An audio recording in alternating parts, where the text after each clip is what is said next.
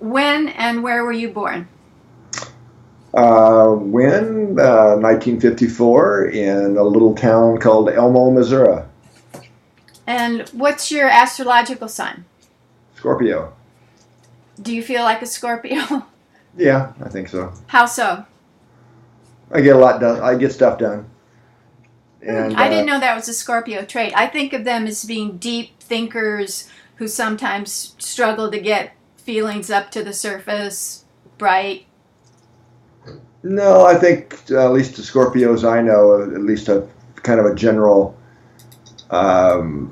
sense of the Scorpio is that we get a lot done. But in our negative side or lower vibration side can leave a lot of people in our wake of getting things done. Mm. So that's something I've had to learn my way kind of through, to be a little more caring and compassionate and have latitude and so on, and still get stuff done. Got it. What about your birth order? Because one book said that rebel scientists tend to be later born, which is not true of my study. I'm not sure what you mean by later born. Were you the first, second, third child in your family? I'm actually the first in my family, but I have a half brother from my mother's previous marriage. He was much older, so. So it's like you were the firstborn in the family that you grew up in. Did you have other siblings after you? No. Okay. And then you grew up in the South, I guess you could call it. Do you find that there's kind of regional influences, or do you just think of yourself as a Californian now? No, definitely California now, but I wouldn't call Missouri the South. More Midwest. Okay. We don't say y'all and things like that in Missouri, you know. But you have backyards that are not fenced, and community spirit, and oh yeah, I grew up in a farming community until I was about 10 or so, I guess. And then what was there about your family that made you want to go to college and be an electrical engineer as an undergrad? I don't know that there was anything in my family that made me want that. It was more just I kind of came in that way, I think, so to speak, with an interest. You know, so. My brother was an electrical engineer, and he spent a lot of his childhood like pouring water into bottles when he was, a little tiny kid, and doing kind of experiments that he just came in with.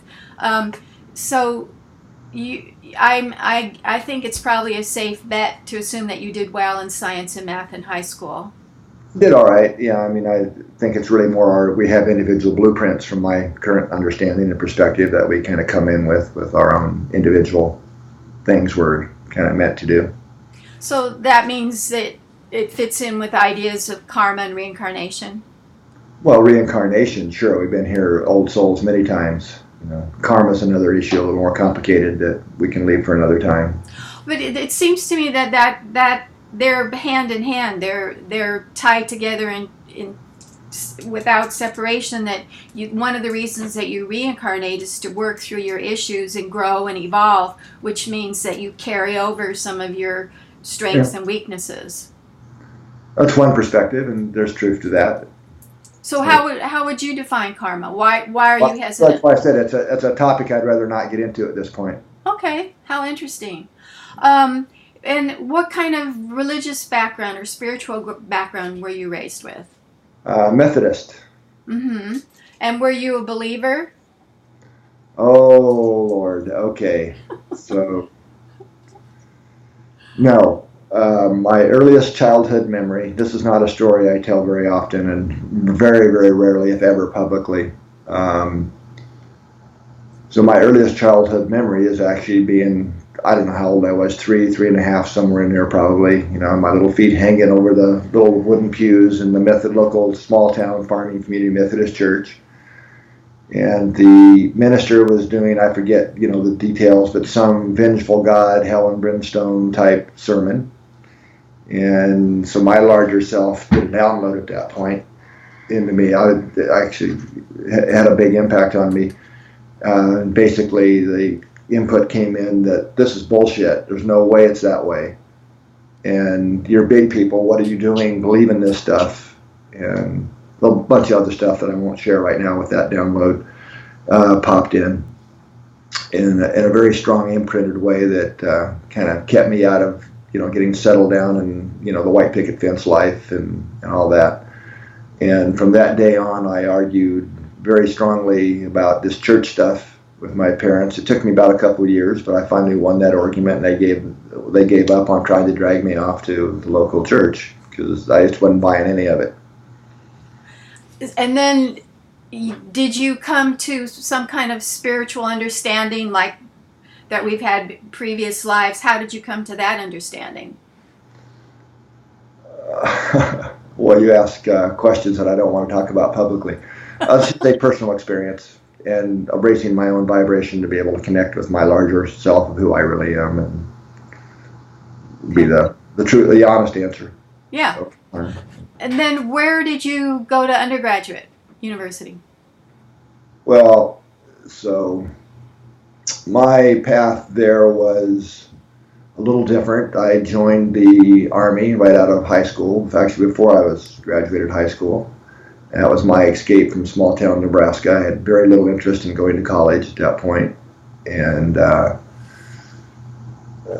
scored very high in certain aptitude tests for electrical stuff. So I picked the longest military school there was, which ended up being a very advanced school taught at NASA in Huntsville, Alabama, in high-level missile systems at that time, and this back in the early 70s. And so I spent a year and a half in a very high-level school for top-level support in guided missile systems. And then after the military, I used a GI Bill and went to work for Motorola because I already had the skills I needed to be a field engineer, and used a GI Bill to take courses at University of Nebraska. So then played that for a while, for a few years with Motorola, and then became a serial entrepreneur, and a lot of my whole life history here, but some very successful businesses in the more the electrostatics, those kinds of things. And anyway, I got involved with a group that introduced spirulina to the world because I had this humanitarian thing, part of my deeper mission. And long story there was we pulled off something there that is all about feeding the world's hungry populations. And we did it way ahead of our time. These giant solar-powered spray dryers actually went in the middle of the desert and proved you could grow spirulina and a superfood and feed the world's hungry populations. That went absolutely nowhere. Blocked at political levels and so on. And even at that time, I would used to, say it's about consciousness, right? But after that experience, I really knew it. It wasn't just a saying, or a mental concept. So I basically said, screw this humanitarian stuff. I'm going to go make money again. And started another business. That was the electrostatics business. I think we started in a garage, and then the third year we're doing $15 million a year in sales and so on. I won't go through all that, but that was a lot of fun, don't get me wrong. But there was a deeper thing in me that another sports car in the driveway wasn't going to fulfill that way. And that's when I met Doc Childry, because I'd kind of vowed that I wasn't going to get involved, spend my life energy doing stuff if it wasn't about something that was really could shift human consciousness on a global scale or large enough scale to make a difference.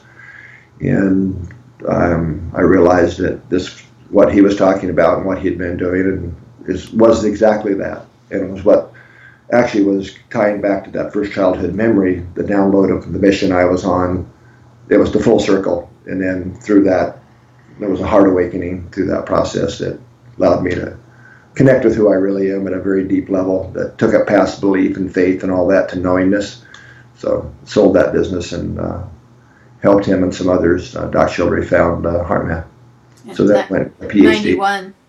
How did you get from Nebraska to California? I assume that you met Doc Childry in California at that party. No, I actually didn't. Met him in North Carolina, but that's a whole other story. But I was in Florida at that time working for Motorola and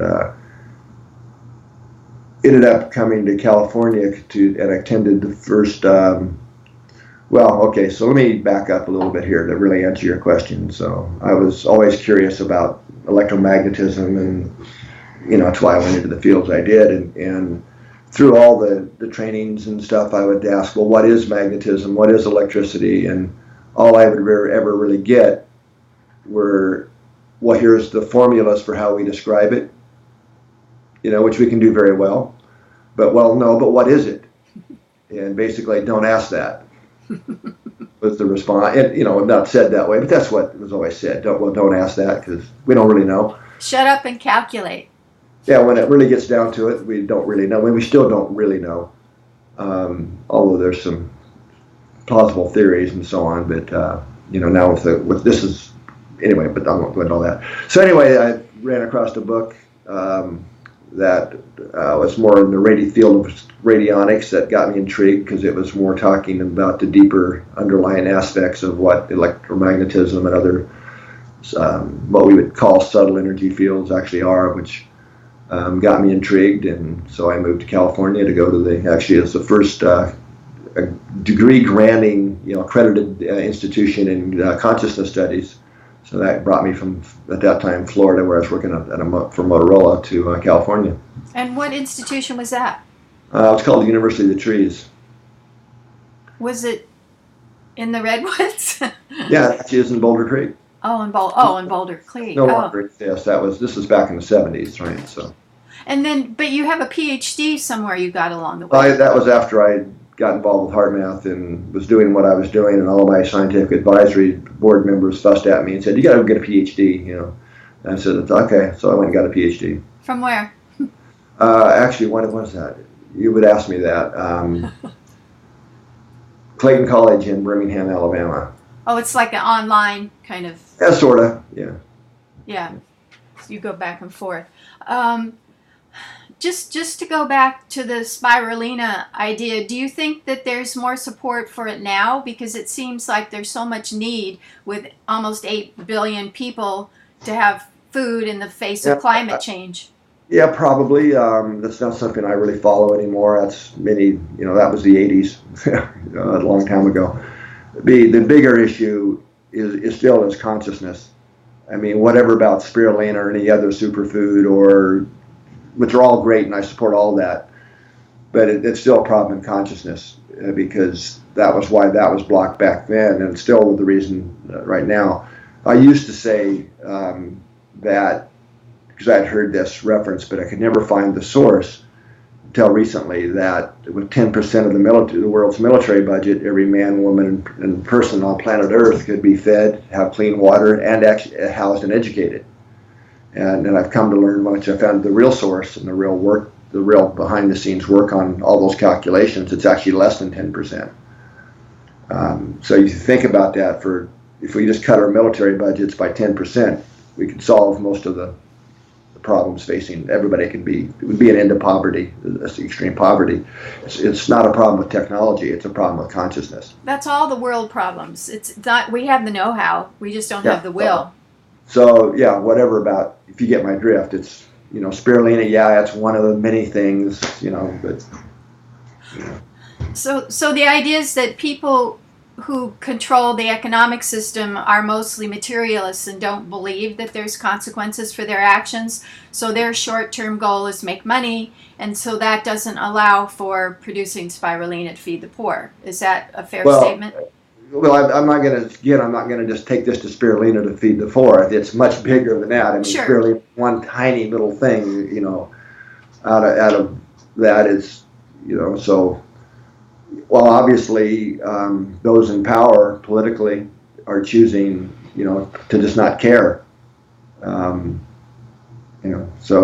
people are also doing the best on where they're coming from. It's a problem in consciousness. And you better define consciousness, please. Well, there's entire conferences and debates that have been going on for books. So you asked me to define something that hundreds of scientists haven't been able to come to agreement on for years, so don't put me on the spot quite like that. I can just say that for general thought here, there's big C consciousness and little c consciousness. Little c being the kind of consciousness that if you're a neuroscientist, I'm awake and conscious now, I go to sleep, I'm unconscious type conscious, right? And then big Z consciousness would be those that think that's what creates the universe and the information that unfolds, the information that unfolds into, quantum physics and all that kind of stuff tries to. Some people kind of equate it with awareness or information. And what I always wonder about that is, does an amoeba have consciousness? Because it's aware of its environment. Sure it does. And trees, do they have consciousness? I know Yeah. you're studying them. Yeah, of course they do. I would say if you are thinking big C consciousness, everything has consciousness. Okay. And in a human perspective, I do equate awareness with consciousness. When we talk about increasing consciousness, we're really talking about increasing awareness, and the choices we make, and we're all interconnected and those types of things as we become more aware, become more understanding of how real that is and the implications of that. It's interesting because when we're asleep, we're not aware of this 3D world, but we're aware of maybe other dimensions when we're asleep. So in some sense, we're always aware. Well, okay, so it depends. When you say asleep, you can take that two ways. You mean like asleep when you're in bed at night and your eyes are closed, or people are also asleep when they're awake and walking around from another perspective in terms of conscious awareness, and that's what really heart math is about, is helping increase. Okay. Have you had other experiences of downloading information other than when you were 3 or 4? I assume that you have. Oh yeah. And do you I think you said that you're not like a keen meditator, but you do the heart math exercises to get. Well, let's just put it this way. I was a meditator and practiced many forms, mindfulness and many types of meditation for 15 years prior to meeting Doc and getting involved in heart math.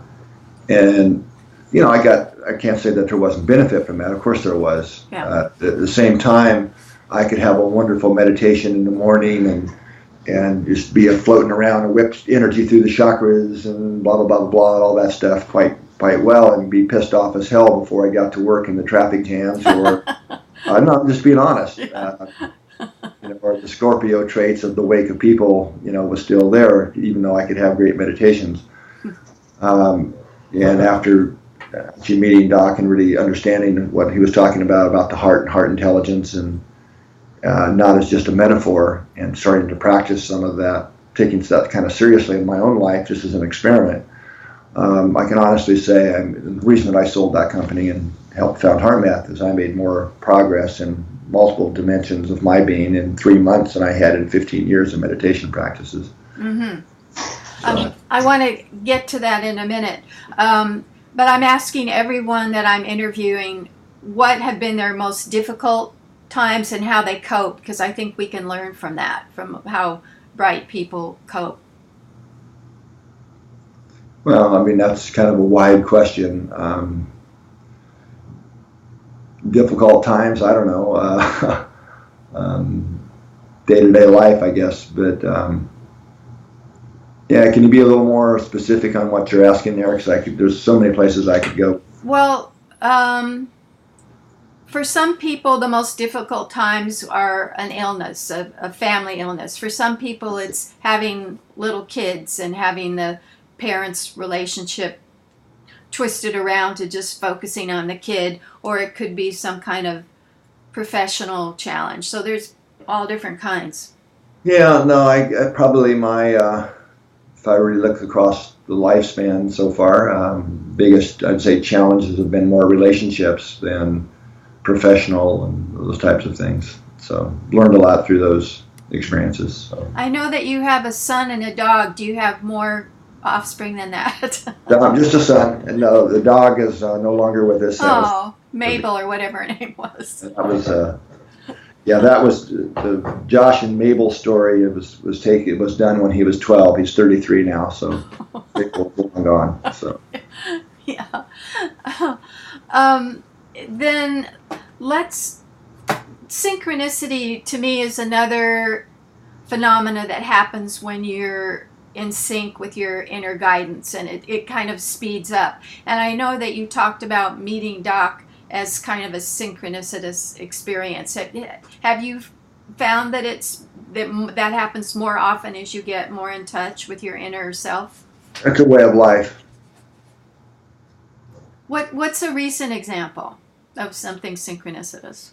Oh God, I don't know. I mean, it just happens. Of course, synchronicity, I believe, evolves from intuition. That we're really guided. If we're really following our inner GPS, our inner heart-based intuition, that's what leads and unfolds synchronicity. We're at the right place, the right time. But I don't know. I can think of some recent examples, but I don't know.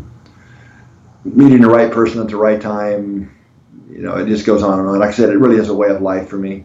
I mean, it just sort of, I expect synchronicity, and it happens. And yeah, you put out a goal and an intention, and then you kind of step back and whoop, it comes on in. Yeah, I pay attention to synchronicities as well. Okay. They have a pattern, and they usually guide you somewhere that, anyway. Yeah, I agree.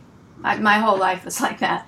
I want to give you a summary of what I think heart math is based on, and so you could correct this. Heart rhythms are the primary source of rhythmic patterns in the body, and MD Carl Pilgrim Pribram developed that, and then heart math took it and ran. It's 60 times greater than electrical voltage than the brain, and it therefore signals the brain and the whole body, which affects the brain's ability to have effective cognition, to reduce pain, and positive emotions like appreciation and gratitude create these coherent heart patterns, while stress, like time pressures, difficult people, lead to disordered rhythms that impair cognition and emotional stability. So is that kind of an accurate statement of what the mechanism is here in heart math thinking? Well, you ran a lot of stuff together there, that each one of those little sentences is probably an hour discussion to really go in depth of understanding on independently of each other. But I would say it's an aspect of it, but I wouldn't say that's the whole story, no. But it's an important scientific, physiological kind of piece within the larger heart math system. Okay, so the next step is, how do you self-regulate and arrive at these positive emotions? And there's a whole series of really simple exercises: heart-focused breathing, inner ease, quick coherence, freeze frame, heart lock-in, attitude breathing, coherent communication, prep balance. And they seem to all focus on, I imagine breathing through my heart. I think, or I think, but I don't visualize. I forget which it is. Coherent, like gratitude and appreciation, and then I kind of send it out to the universe and listen to my heart's guidance. Okay. Basically, but a little oversimplified. But yeah, in essence, I mean, what ultimately we're suggesting at Heart Math, and what the research is really about, is that the heart, and more specifically what we would call the energetic heart, is literally, not metaphorically, you can think of it as the transceiver or bridge to what we just call our larger self, whether you want to call it other things like higher self, soul, spirit, etc., depending upon your culture. It's all saying the same thing, just saying that that's literal, and that having physiologically coherent states in our body, especially the heart, increases the coupling or the connection to that part of ourselves. So it's by becoming more coherent, we're downloading information. It's an intuitive guidance signal that informs us, so we're more literally aligned with who we really are in our energetic self, or our higher, larger self. And that as we really align with that, which is easier said than done, because the mind is pretty strong in its attractor state, And that is what elevates consciousness and awareness. And there are straight lines to doing that. So I would just suggest that's a certain eye of the needle, that whatever technique or practices one do, whether it's meditation or religious practices or whatever, that's the eye of the needle you end up having to go through. It's just the way we're wired, so to speak, energetically and kind of electronically. So it's not about the positive emotions like appreciation and gratitude and compassion, compassionate latitude are not the end game here. It's really about aligning with who we really are. And so the felt experience of things like appreciation, gratitude, and what the world needs most right now is compassion and compassionate latitude in terms of our social global systems. But those are things that help open the heart and open that channel. But it's not about walking around gagged, in appreciation all the time. It's a real world we live in, but it is about learning, using those emotions to help open the heart, if you want to think of it that, open those channels to who we really are, which is what elevates and expands consciousness and awareness. But there's also a belief that the heart, or not a belief, but the reality, the heart has its own brain, its own kind of neurons, its own memory, its own ability to learn. So it's a physiological as well. The physical heart absolutely does. That's not a belief. That's well-established neuroscience. I mean, in science, that's not, absolute fact. And the heart sends far more neural information to the brain than the brain sends to the heart. And the quality of those neural signals, I'll just use the word quality for right now, but the patterning of those neural signals sent from the heart to the brain have profound influences on cognitive function. Memory, our ability to self-regulate, and even help inform our emotional experience. So this is at a physiological level, and it does help explain, hopefully that, when you or any of the listeners out there were in a relationship, your boyfriend or girlfriend didn't say, "I love you with all my brain," right? There's a reason that we associate the heart with higher emotions like love and compassion, and all the sayings we have in our language. Just go to your heart; it'll know. It'll tell you the right way, or sing from your heart, or the courage of the heart. I mean, these are all sayings because we intuitively know this. I don't hear too much discussion in heart math of chakras, but in the chakra tradition, the heart is kind of the connection of the higher to the lower. It is that kind of integrated. So we're going to talk about chakras, which they're real things, but what we're talking about is many levels above playing with chakras. From my perspective, but even if you want to play chakra game, it's the center chakra, right? The center of the spoke of the wheel. That so if you, energetically speaking, if you bring energy into the center of the heart chakra, you're automatically bringing the other chakras into alignment.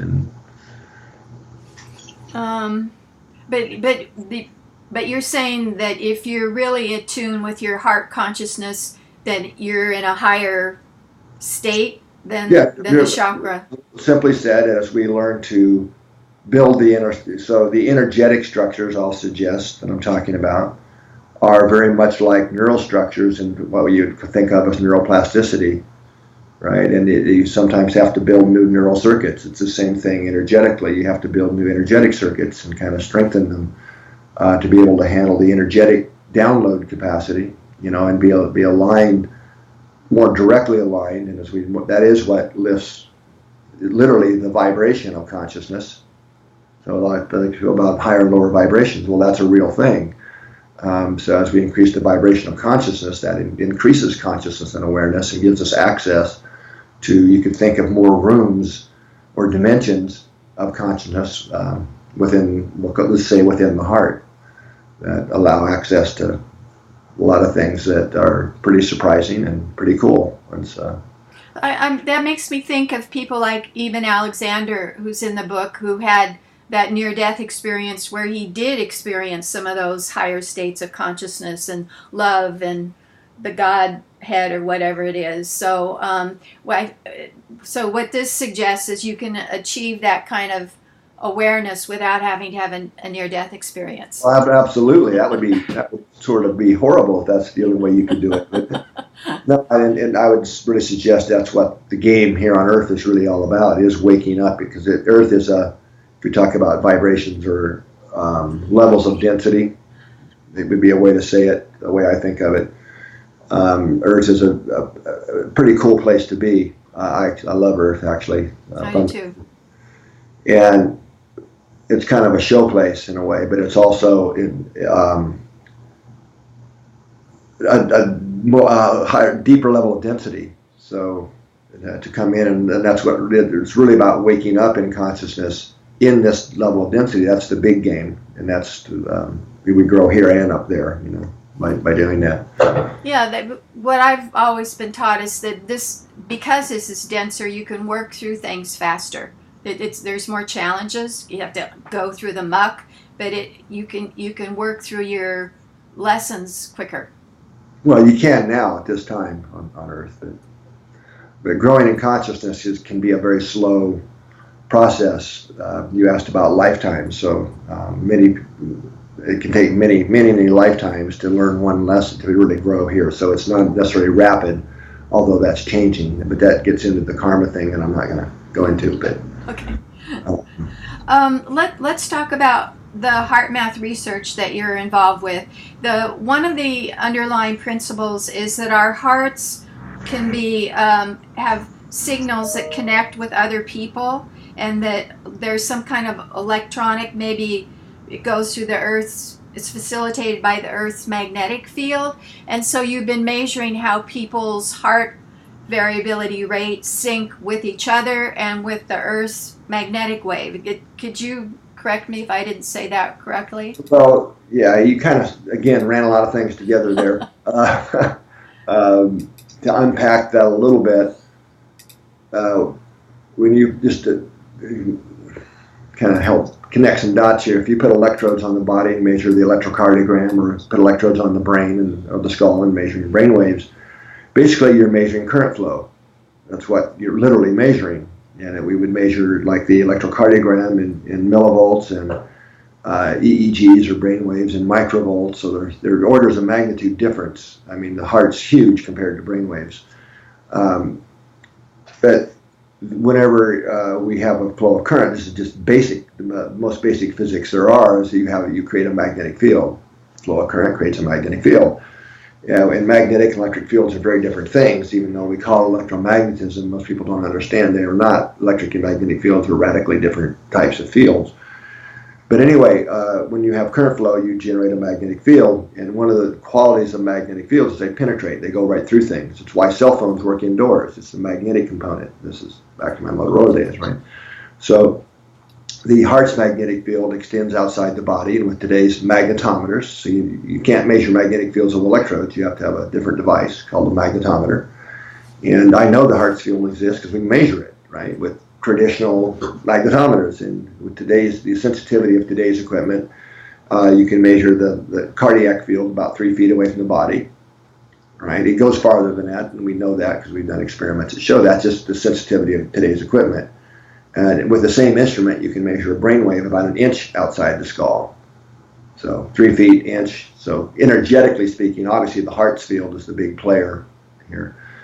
And actually using almost identical techniques that I would have used did use back in Motorola days to demodulate or to look at what is the information being carried by the electromagnetic field, like a cell phone or any type of radio device. You have a carrier wave, the electromagnetic field, that's carrying the information, the voice or picture, the text message, whatever. You can use the same techniques on the magnetic field of the heart, and can easily, actually it was simple to do, I guess given my background, see that the magnetic field of the heart is literally carrying information, certainly about our emotional state, probably much more that we don't know yet, but clearly about our emotional states. You can actually see the pattern, the information writing on the field change as you change emotional states.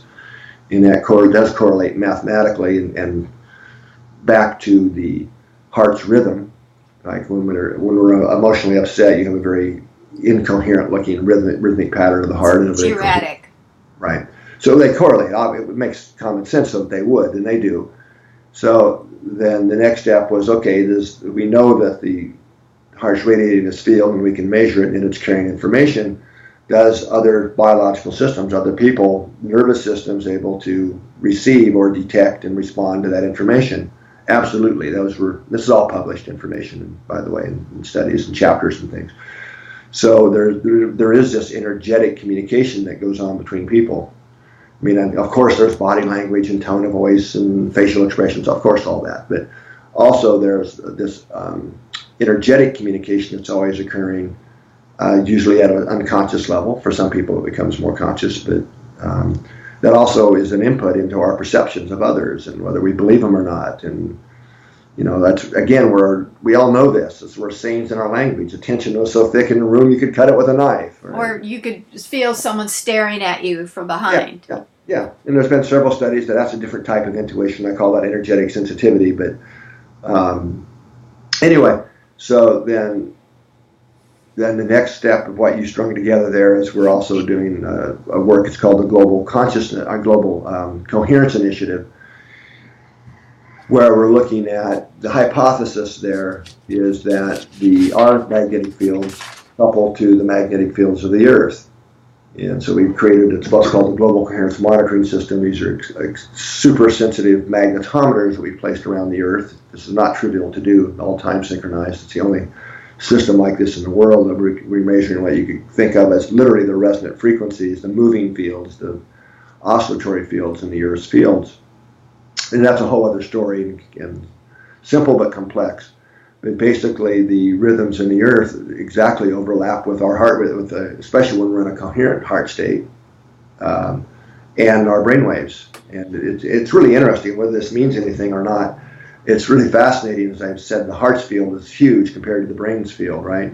So Earth's the same way. The magnetic fields that are many, many times ordered in magnitude, vibrationally speaking, magnetically speaking, are the same as the heart rhythms, and the weaker ones called Schumann resonances are the same as our brain waves. So our biology and Earth actually mirror at the same scale levels each other. Of course, different orders of magnitude and magnetic power, but still the same scaling of the frequencies and rhythms. But bottom line, what we're suggesting, though, is that we are coupled to the Earth, all living systems, not just humans, to the Earth's magnetic fields. And that certainly we are affected by the rhythms in the Earth's field. There's no question of that. Hundreds of papers and studies have shown that. But we're also suggesting that we're actually feeding information to the field. So it's this kind of giant biofeedback system between the collective humanity and the Earth itself. So one of the things I will do it now would invite our people that reading your book or listening to this to do is to pause throughout the day as often as you can remember to do it and ask yourself, what am I feeding the field? Because certainly it affects people in our local environment in measurable ways. We know that's proven. But I think we'll be proven right that it also is connecting to the larger Earth field. And the collective humanity is kind of like this giant computer, right, of what we're all feeding the field. So as we learn to become more coherent and self-regulated, as we raise our vibration and feeding the field a higher ratio of things like kindness and compassion and appreciation versus frustration and anger and hate and impatience and so on, that all affects the field. Is this any different from Teilhard de Chardin's noosphere, Laszlo's akashic field, Sheldrake's morphic resonance, Bohm's implicit and explicit order? Is it pretty much the same? Well, we can probably sword fight a little bit on the differences there, but yes, in essence, it'd be the same thing. Or Jung's collective unconscious, would be another one we could add to that list. So we're not the first to suggest this type of thing, but what we're suggesting here is an actual physical mechanism rather than just the concept of a noosphere. Right. Which, yes, so it'd be the same thing, but now give it a mechanism and things that can be tested scientifically. What happens with things like magnetic pole shifting or solar bursts affecting us? Is there a way? There is, I know, to anticipate this so we can be like especially centered if there's some kind of chaotic message occurring? Yes, there are. In fact, it's interesting. In Russia, they actually have as part of their news report, they also report space weather. Because they're a little bit ahead of us in Russia, I think, on the knowing that the magnetic or the energetic environment we live in affects us. In fact, through our global coherence monitoring system, we have a new app now called the Global Coherence app that is really looked at group coherence. And one of the features we'll add to that, it's just getting it out, and we'll be adding features, will be an alert system when the field is disturbed, whether it's through a solar flare, which is the most likely, most often cause. And it's very clear that when the Earth's field is disturbed, which we resonate with, right, that disturbance in the field affects us, and the different people have different sensitivities, but basically everybody's affected to different degrees and levels.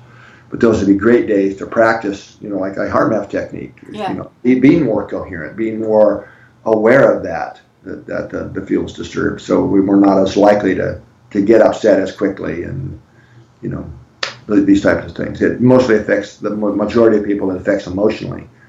If you ever wake up and you just feel out of sorts and you don't know why, check, and you probably see that either it's one of two things usually. Either there's a magnetic field disturbance through a solar flare or something, or there's been some event that triggered a mass emotional outpouring, like a shooting or a terrorist attack or a big disaster somewhere that a lot of people are feeling, fearful or anxious, and that feeds the field, which we actually feel. So as most people become more aware of this and start paying attention, you go, oh yeah, when I do wake up those days, it's usually one of those two things. Interesting. What I always think about is that someone like Trump is disliked globally. People really do not like him. And I wonder how he can stay even as little coherent as he is in the face of all this feedback from people, we hate you. Well, I don't think he cares. And he's got, obviously, at least half the people like him. He got elected. Well, he got the minority of votes, but yeah, he got elected. I know. I'm not going to, again, from a planetary shift perspective, Trump may be just what the planet needs right now. To bring up all the shadow, racism, sexism, all that stuff to the surface. That's what I think about all the time. He's bringing up the shadow. I read somewhere that we're in a some kind of solar cycle that 10 to 11 years, and then it will be at its peak, and that's when historically there's the most creative outbursts and the most onset of wars or dramatic events. Is right. Yeah, the solar cycle you're talking about, that's in many of my publications. Work that was originally done by Alexander Chesovsky, who was a Russian astrophysicist. That was the originator of that. He's kind of the father of the field of what's now called halobiology. Showed that, his story is he was got drafted into World War I, and being an astrophysicist, he was keeping an eye on solar activity, but it occurred to him that during solar flares and increased solar activity, that people down here on Earth just kind of got a little more stupid, bloodier battles and just, things going on. So that got him intrigued. So after the war, he did a pretty exhaustive study of human history, and it's really fascinating to look at the graph of his original data. I've reproduced his data in a number of my publications because people need to know this. And if you plot what he did is he counted the number of major human events that occurred every year from 1749, which is how far back at that time he had solar flare data or solar cycle data on, and then to 1920, so 1749 to 1926, plotted the number of major human events that occurred each year and made a line graph. And if you plot the solar cycle under that or with that, it's almost an exact overlay. It's just blow away. I mean, it's amazing. And this has been extended in modern times and done many, many times over. It's a very strong effect. What he didn't know, this is 1920s, right? In fact, he was a very good scientist and actually also found that physiology, blood pressure and different things, heart rates and things changed in anticipation of magnetic field disturbance by a matter of days. Wow. And he predicted that there had to be some unknown influence from the sun that was affecting humanity. And now this is before we knew about X-rays, UV, any of the solar radial flux, all the stuff we take for granted. Like, of course, we know about these things today, but at that time, none of those things were discovered. But basically, the simple way to think of it is, well, at least the way I think of it, is put it this way, is that during the solar cycle, which is, again, a 10.5 to 11-year cycle, as the cycle ramps up, the sun is literally putting out more energy. Measurably. We now know that in these other dimensions like X-rays and UV and so on. That is an energetic influx that filters into the planetary magnetic fields and then basically down into human biology. So we have more energy. So dependent upon how self-regulated are, right? It depends on how we use that. Because you're absolutely right what you said. It's the peaks of those cycles are the greatest periods of human flourishing. And it's also by far the the onset of wars, 80% of them start in a very narrow peak in all recorded history of those solar peaks. So it's energy influx. So if you're a politician, you go start wars. If you're not well self-regulated, right? Or regular people, we don't understand, we don't know this is going on, so they get in more traffic accidents, have more emotional disturbances, and so on. Or if you are well self-regulated and aligned with who you are, you invent new things, you develop new collaborations, and so a flourishing of human consciousness also goes on in those same time periods. So it's going to peak 10 to 11 years from now? No, it's sooner than that. We're on the upslope of the next cycle now. Which will peak when? Like 4 or 5 years, somewhere in there. Interesting.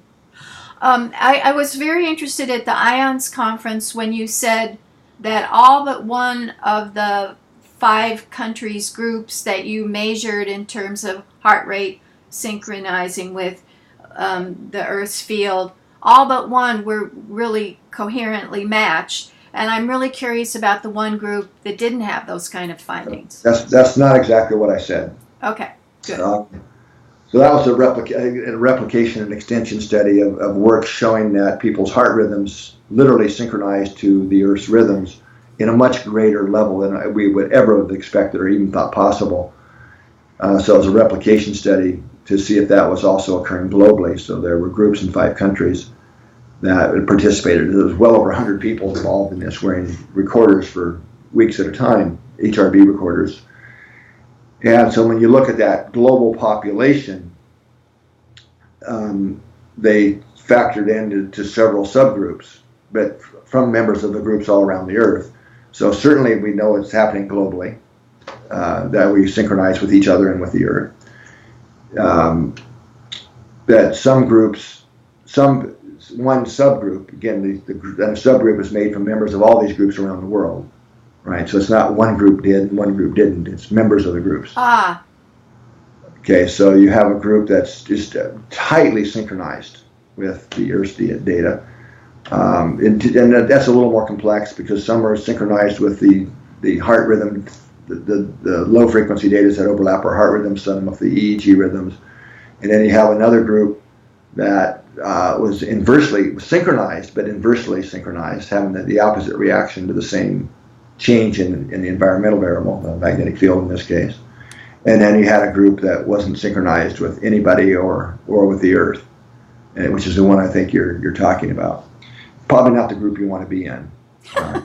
Well, that's true because more and more data, more and more studies are coming out now, including our own, that are indicating that this is a very good thing to be in sync. Oh, yeah. Earth, that it is a literal energy source for us. In other words, we draw energy from it. It's not just the food we eat. So what characteristics, if any, did you find with the unsynced group from these 5 countries? And what percent were they?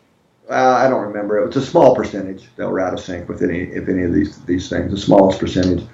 And one of the indicator, we don't know why, all that. That's a whole other study and huge. A great future research question. Yeah. But one of the indicators is probably people who are highly stressed, going through a very stressful period, or out of sync. That's fairly clear, but It's a whole new world of research there. Yeah, it's hot. Were there any gender differences, Nope. age differences, education differences? No. Just stress level. Well, that's the indicator we have, because we know in some cases where we knew a little bit about the person that were stressed were some of the ones that were out of sync. But we don't. The simple answer is we don't know. And all of them were prepped with doing some kind of heart math exercise. Not for the most part. These are most of these are just people going about their normal day. We did do in the middle of that study, we did an event where they all did a heart-based meditation called Heart Lock-In at the same time for 15 minutes. But they're not like heart math experts or anything. They were just given the steps and guided through it. And that was really interesting. There's one paper published on this. We're working on several papers around this, but what happened was, again, totally surprising, that just being in this heart coherent state for 15 minutes shifted they were significantly more synchronized to the Earth's field for the next 24 hours after that one 15-minute event of being coherent. Again, totally surprising. That would never have predicted that just being in our own coherent state, really settling and aligning our own physiology would cause that big of a shift in our sync with the Earth's rhythms. It seems like this is huge in terms of making school easier for kids being more harmonious with themselves. They could learn better. And I know that you've done work in schools. What's happening with that? Yeah, there's many schools. It's not my division, but I know we're in over 3,000 schools. Heart math is. Now, this has nothing to do with all this Earth synchronization stuff. This is very practical skills for helping kids learn how to self-regulate, how to manage their stress, and how to get along with each other better, which really gets down to the very practical aspects of heart math, which is providing tools and techniques that are very simple. We put a lot of conscious care and thought into making our techniques really simple, but yet packed with lots of science underneath all that at the same time. But people don't have to know the science. That's the kind of the beauty of it. That when you do get stressed or you start getting angry and you want to, Billy wants to hit Bobby on the playfield, whatever techniques they can actually use to align to self-regulate and manage their emotions and their responses. So, what if the kid is from a really challenged background and can't think of a time when they felt gratitude or appreciation? Can they just make it up? Sort of, yeah. But again, heart math isn't just about feeling these positive emotions. It's a way of opening the heart to help align. You need to keep reiterating that. Yes, we do talk about appreciation and compassion, and those are higher emotions, but that's not the end game. The end game, again, is aligning with our higher self, our large, like we call it here, which does elevate consciousness and is what brings in the capacity to self-regulate. And we have done work in prisons and even California Youth Authority at one time, and so kids can learn how to self-regulate, whether they breathe themselves into it, and in some cases, if it's not always about. So there are certain situations where just trying to feel appreciation is not appropriate. If you're working with somebody in trauma, for example, asking them to go breathe through your heart and appreciate. That's not where you go. So there's other techniques like attitude breathing and ease and things that don't even ask you to go right to feeling some positive gagged emotion, but do help open the heart, so we can align and increase consciousness to rise above the trauma, and give forgiveness or whatever the appropriate thing is. So that's a long answer, but I hope it helps. Oh yeah, it does. But how do you do attitude breathing? Well, attitude breathing, it's basically it's 5-step technique. I don't even remember all of them right off the top of my head, but the essence of it is that most of our techniques, not all, but most of them start with a technique called heart-focused breathing, where you literally focus your attention in the area of the heart. Some people it helps to put your hand on your chest to put your attention there and pretend you're breathing through the center of the chest. And there's reasons for that. For that focus of attention and the breath there.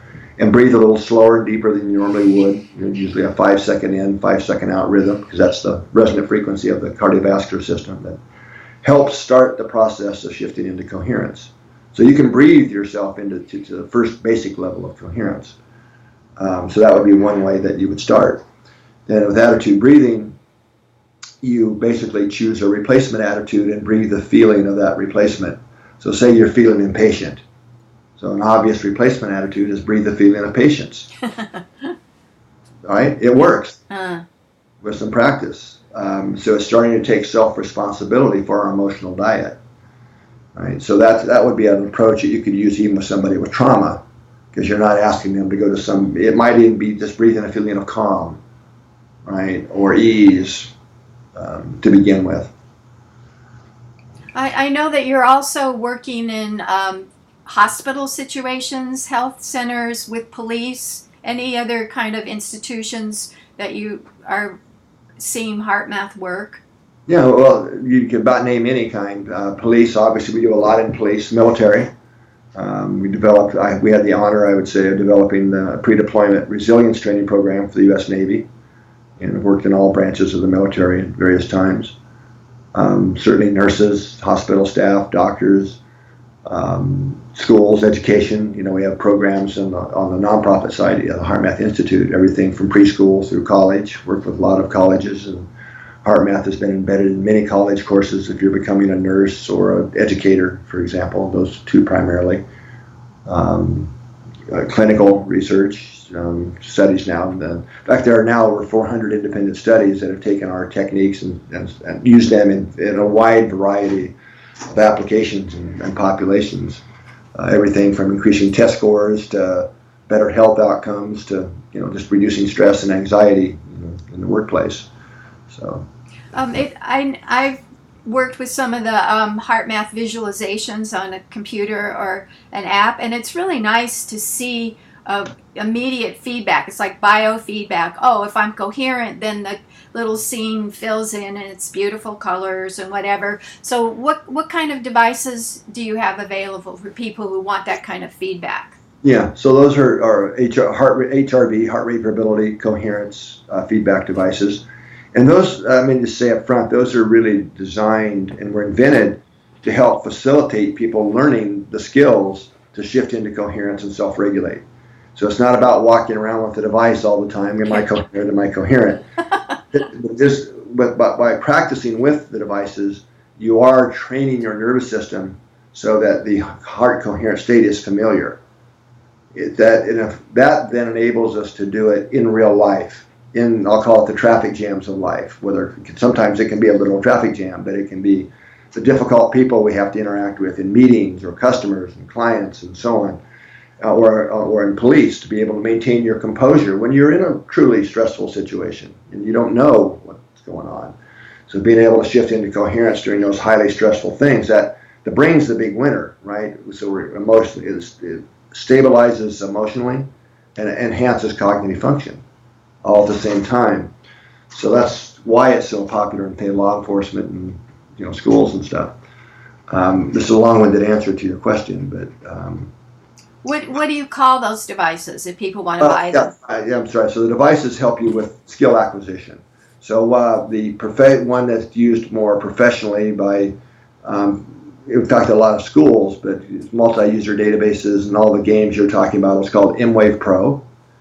And then there's mWave Pro Plus that does HRV assessments for those that are more health focused, that want to do risk assessment and really understand how much HRV a person has and all that.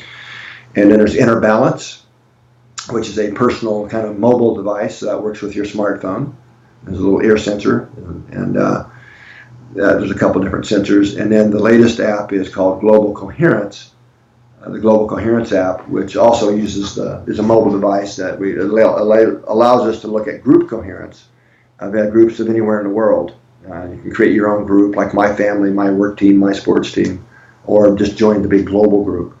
And that app is really focused on people who kind of already get it and know that our energetic radiations matter and they count, and who want to come together, not just during synchronized events, but certainly during synchronized events, to help amplify the coherence wave we put into the planetary field environment, or just on their own whenever they want to come in and do that. So do you have like an ear or finger sensor, and it feeds into your cell phone that feeds into like a global database? Yeah. Well, the Global Coherence app does that in real time. So you're actually calculating the group's coherence in real time and feeding that back, plus your individual coherence. Oh. That's the Global Coherence app. Inner Balance, that app is just you and your personal coherence. Right? So hopefully that helps. Yeah, it really does. Say a word about the tree research. It's so interesting to think that trees could be used to predict major earthquakes. Is that what you're looking for, or why are you interested in trees? That's a side benefit that will probably come. And this is just really getting started. It's not really enabled yet. We've been working on this for about 5 years, and we're very close now to launching this. So what we're doing here is creating a system and network to be able to monitor tree potentials globally, electrical potentials of trees. And this is really part of the Global Coherence Initiative work we talked about earlier. As I suggested, all living systems are connected to the Earth's fields, right? Not just humans and animals. Those we're doing it, but it's harder to do. Trees are great research subjects. They don't run away, and they don't mind if you put a couple little electrodes in them. They don't have placebo effect. Trees have amazingly high electrical potentials. I mean, they're in the millivolt range, which is the same as a human heartbeat. And they're very dynamic. They have circadian rhythms. So they're very kind of almost like trees almost have their own personality. Like when we look at a grove of trees, they're all interconnected through the roots, obviously. Each tree still has its own signature and its own type of signal. It's really kind of fascinating. But anyway, the idea here is to do this globally. So people can hook up to their favorite tree and whatever, be part of this global network. And one of the questions, it's really part of the interconnectivity research. One of the things we've learned, for example, from the Global Consciousness Project, who we collaborate quite closely with, is that when events trigger mass emotional outpourings, that's measured in a global field effect. You can measure these things. So we believe that the reason we're doing this is one of our hypotheses is that trees will probably also respond because we're feeding the field different information into trees. Wow. So by looking at lots of trees globally over many events, then you start to be able to really test that hypothesis. Then now the earthquake thing is a secondary reason for doing this. One of our collaborators, a guy named Fruid, is kind of, to me, the grandfather of pre-earthquake research signals. He's with NASA and NASA Ames, and what he's spent his career doing is he's a chemist and has found that rocks, when they're under pressure, literally turn into batteries. And this is a new mechanism. It's not the same as well-known piezoelectric effect, but these are long-term sustained battery voltages. And so on earthquake faults, when there's more pressure on the rocks, they create more currents.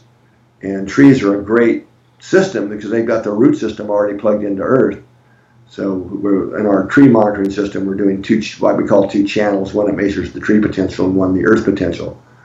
So there's already preliminary data out of Japan, actually, that suggests that you will, before larger earthquakes, see a pretty significant change in the potential, ground potential data up to 2 weeks before a large earthquake. That's huge. Yeah. That's huge, especially us living in Northern California near the San Andreas Fault. I'm 13 miles from it. So. You're working mostly with redwoods, is there that's what we have. We have oak, redwoods and oaks are what we're primarily working with here, because that's what we have outside the door. But but globally it'll be all kinds of trees. Okay, all right. Just a few more questions. I just want to read a list of your books for people: The Coherent Heart, Heart-Brain Interactions, Science of the Heart, Transforming Stress for Teens, Heart Math Fitness Program, Heart Intelligence, Heart Math Solution for Better Sleep. Is there anything in those that you focused on in those books that we've left out? I'm sure there is, but anything you'd like to include? Well, Science of the Heart, I don't know, did you have Science of the Heart? You had Science of the Heart, right? Yes. Volume 2 is what... Yeah. So for people who want more information on the science stuff we've talked about, that would be a great starting place. If you want to really, the practical stuff that we've talked about, Heart Intelligence would be a good place to start. And another one you didn't, I think, list was called The Science of Interconnectivity. It's an ebook that's available on our website. If you wanted to learn more about the global coherence work, and the Earth-human interconnection, that would be the place to go for that one. And then if you want to know more about the intuition stuff, there's another ebook that's not on your list called The Intuitive Heart, which is also available on the heartmap.org website. Great. Just a couple more questions. What's your next book? I have no idea. What do you go to sleep thinking about most lately in terms of research? Getting a good night's sleep.